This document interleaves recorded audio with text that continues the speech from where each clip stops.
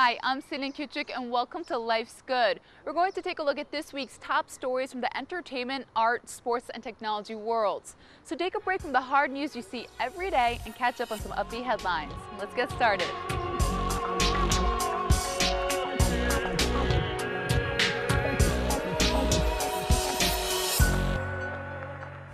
Coming up in our show today, pop icon Lady Gaga arrives in Japan.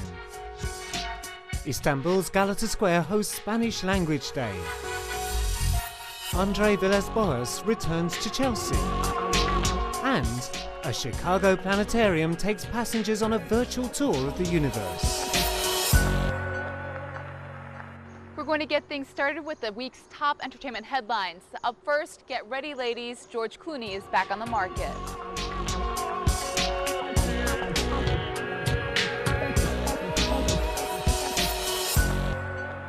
One of the world's most eligible bachelors is single again. Hollywood leading man George Clooney has split with his Italian girlfriend Elisabetta Canales after a 2-year romance, according to a statement issued by Clooney's publicist on Wednesday. He has been married once but divorced his wife Talia Balsam in 1993. Since then, Clooney has had a string of on-again, off-again relationships. Take this opportunity to say thank you. There might not be another novel, but Harry Potter fans will be able to enjoy more writing by J.K. Rowling through a new online platform called Pottermore. Rowling's latest project allows readers to navigate through the wizard's stories. All 7 Harry Potter novels will also be made available as ebooks in October through the Pottermore website. But the author gave her clearest indication yet that she would not write an 8th Harry Potter story to follow the final installment. Bollywood actress Aishwarya Rai Bachchan is pregnant with her first child, according to her father-in-law, who announced the news on Twitter on Tuesday. Rai, a former Miss World, has been married to actor Abhishek Bachchan for more than 4 years, and the star couple had been fending off pregnancy rumors in the past year. On Tuesday, Rai's media manager confirmed the pregnancy but didn't give any more details. California! And finally, a 21-year-old auburn-haired California model won the Miss USA crown on Sunday night. Alyssa Campanella was considered among the favorites by pageant experts. Campanella replaces Miss USA 2010 Rima Faki, and she will represent the U.S. at the Miss Universe pageant to be held in Brazil on September 12th. Stars hit the red carpet for the Daytime Emmy Awards on Sunday. The soap opera The Bold and the Beautiful took home top honors, winning for Best Drama Series. Welcome to the 38th Annual Daytime Emmy Awards. The Bold and the Beautiful won Drama Series honors for the 3rd consecutive year at the Daytime Emmys on Sunday night.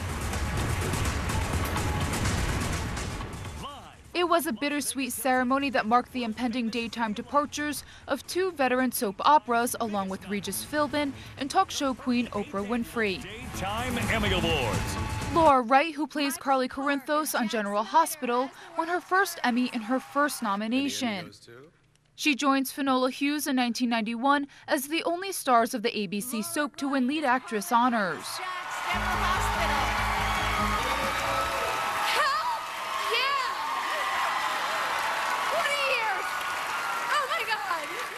Michael Park, who plays Jack Snyder on CBS's As the World Turns, earned lead actor honors. Jeopardy and Wheel of Fortune tied for Best Game Show, fitting since the respective hosts Alex Trebek and Pat Sajak received Lifetime Achievement Awards during the show. Those shows dethroned Cash Cab, which had won 3 straight years. Ben Bailey of Cash Cab took home a trophy, repeating as Best Game Show host. Dr. Mehmet Oz won Best Talk Show host again, while his The Dr. Oz Show won for Best Talk Show Informative. Oz, one of Winfrey's protégés, is being rewarded in many markets with the 4 p.m. slot that Winfrey ruled for so many years. The Ellen DeGeneres Show earned Best Talk Show Entertainment honors for the 2nd straight year, although she skipped the ceremony, yielding the spotlight to her producing and writing staffs. In a tribute to Winfrey, Gladys Knight sang That's What Friends Are For as a montage of the Talk Queen's shows played behind her. Oz paid tribute, as did frequent Oprah guest Celine Dion, who sang Because You Loved Me from the stage at Caesar's Palace, where she performs. Okay, I want you all to sing this last phrase for Oprah with me, okay? All right. Because you love me.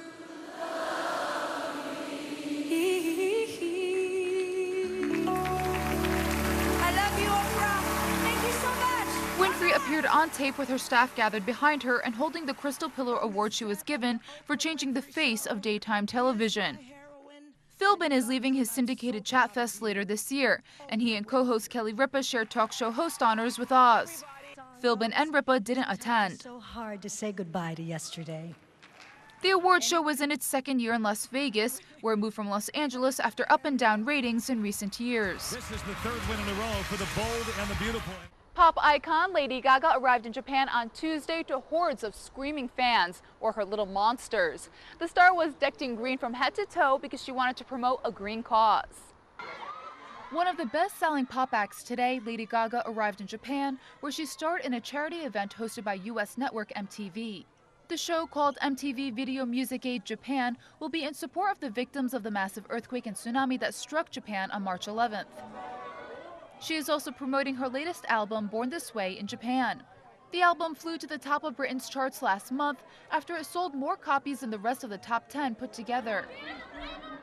Many of Lady Gaga's fans were delirious with excitement at Lady Gaga's fourth visit to the country. I'm so happy to be here in Japan. I miss you all so much.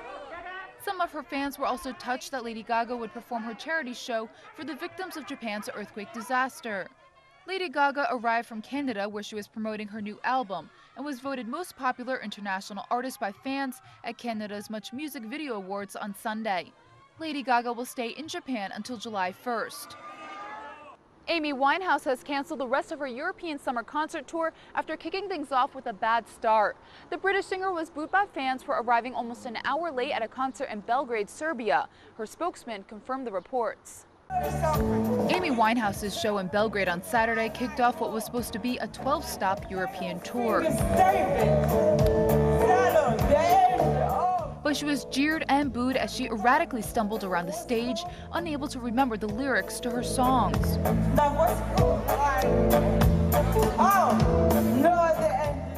The next day, management canceled her shows in Istanbul and Athens this week. According to Serbian media reports, the Back to Black star appeared drunk and disoriented on stage at her opening gig on Saturday night. Fans were not impressed. Winehouse's publicists, the outside organization, have meanwhile issued a statement confirming the cancellation of appearances in Istanbul and Athens for the coming week. The statement further read, quote, "Despite feeling sure that she wanted to fulfill these commitments, she has agreed with management that she cannot perform to the best of her ability and will return home. She would like to apologize to fans expecting to see her at the shows, but feels that this is the right thing to do." Winehouse, ironically best known for her 2006 hit Rehab, has had an ongoing battle with drug and alcohol addiction. She had only recently checked herself into a London clinic in order to get herself ready for a series of summer festival appearances in Europe. Marilyn Monroe's pleated ivory dress that blew around in that iconic scene from the 7-Year Itch sold for over $4 million at auction. The subway dress is maybe the most recognizable in movie history, and the sale far exceeded estimates. The pleated ivory dress that blew around Marilyn Monroe in an iconic scene from the 7-Year Itch sold for $4.6 million at a weekend auction of Hollywood costumes, far exceeding its estimate. In Billy Wilder's 1955 movie, a passing train sent a draft through a grate as Monroe giddily stood above it, proclaiming, "Isn't it delicious?" The William Travilla design was estimated to sell for between $1 million and $2 million US. It was the crown jewel at a 12-hour auction of nearly 600 costumes and pieces of memorabilia being sold by actress Debbie Reynolds in Beverly Hills. The collection featured costumes worn by other Hollywood stars, from Grace Kelly, Natalie Wood, and Elizabeth Taylor to Madonna and Mike Myers. Reynolds began amassing the impressive collection when she was a young actress under contract at MGM. That's an iconic dress. Of all the costumes, that's the most, even though it's a very simple dress, it's the most famous in history. It's proven to be, I think, because of Marilyn being Marilyn. Monroe's red sequin dress from Gentlemen Prefer Blondes went for $1.2 million US. Madame Tussauds is remembering the late king of pop with a new exhibit. The exhibit features Michael Jackson's wax likenesses through the years. 3, 2, 1. Oh, wow. A new exhibit dedicated to late pop star Michael Jackson opened at Madame Tussauds in Los Angeles on Monday. They did a great job. They did a great job. Michael's brother Jermaine was on hand to unveil the 3 statues. He said he was impressed with the likenesses. My favorite is the one in the middle and the little Michael. The one on the far right in the yellow reminds me of his son Blanket. But I would like to thank the design team for doing such an incredible job, because I look for detail, and the detail is right on. The exhibit, titled The Michael Jackson Experience, features wax figures of Michael as well as multimedia clips which highlight his journey from his childhood in Gary, Indiana to his multi-platinum recording career. The wax figures on display come from various stages of his career. The exhibition opened just days before the 2nd anniversary of Michael's death. Jackson died in Los Angeles on June 25, 2009 at the age of 50, after rehearsing for a series of 50 concerts in London. The $55 million wax exhibition will be open to the general public until September 5th. Let's take a look back now at a lasting impression in the music world. The industry was rocked this week with news that Clarence Clemons, the burly saxophone player who played a crucial role in shaping Bruce Springsteen's early sound, had passed away. Fans gathered to remember the big man behind the E Street Band and to celebrate his life and music. Scores of fans gathered Sunday at a legendary rock club to mourn the death and celebrate the life and music of saxophonist Clarence Clemons. The Stone Pony in Asbury Park was a place where Clemons, Bruce Springsteen, and other E Street Band mates got their musical starts. It opened its doors to a crowd of about 150 people, many adorned in Springsteen t-shirts. A makeshift vigil got underway at the club late Saturday as word spread of Clemons' death from complications of a stroke he had suffered about a week earlier at his home in Singer Island, Florida. By Sunday afternoon, the stage was adorned with Clemons' photos. Fans were lining up to snap pictures and leave flowers to honor Clemons. He was known as the Big Man, a nod to his physical size, stage presence, and booming sax notes. Within hours of his death on Saturday night, fans slowly began stopping by the club, which was hosting an unrelated act catering to a younger crowd. Flowers, a candle, and a handwritten sign saying "R.I.P. Big Man" soon sprouted outside the building, and more items were added throughout the night and on Sunday. Gary Mottola, who owns the Stone Pony, said Sunday that the E Street Band was the soul of Asbury Park and that Clemons was the soul of the band. Mottola said that when the city fell on hard times, it was the energy from the band's performances that kept it alive. Fans who attended the gathering had similar views, fondly recalling the impact Springsteen and Clemons had on their lives. Clemons' raucous sax solos helped define the Jersey Shore sound of the 70s and the 80s, a genre that also included Southside Johnny and the Asbury Jukes, and occasionally a young John Bon Jovi. He was a vital part of the E Street Band and loyally served for decades with Springsteen, whom he met in 1971 on the New Jersey bar band circuit. Let's turn to the lifestyle portion of our show now. We'll start with some cultural festivities. Istanbul's Galata Square hosted the 3rd annual Spanish Language Day on Saturday. Fans of Spanish culture salsaed their way through the square to the beat of Latin music. Our very own Andy Boynes headed to the Galata to see what all the buzz was about. Let's take a look.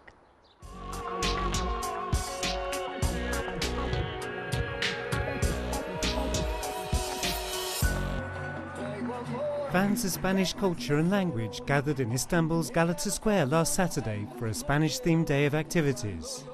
The day's festivities were organised by the Cervantes Institute in celebration of the 3rd annual Spanish Language Day. Well, Istanbul is a symbol of culture, and we have one of the most successful Cervantes Institute here, and because of that, the Lord Mayor of Bello Group Aledille has given us this fantastic premises to celebrate the day. And we did last year, and we have to do every single year the first weekend before the summer. Okay, so it's a very beautiful day. In fact, really it's the first day of summer for us here as well, I think. That's right. So we're very lucky, obviously brought good luck for us. Yeah. But are there many Spanish people living in Istanbul? No, there are very few, about 500 only. But nevertheless, the Spanish language is very well studied here. There is a lot of interest. We have more than 3,000 students, Spanish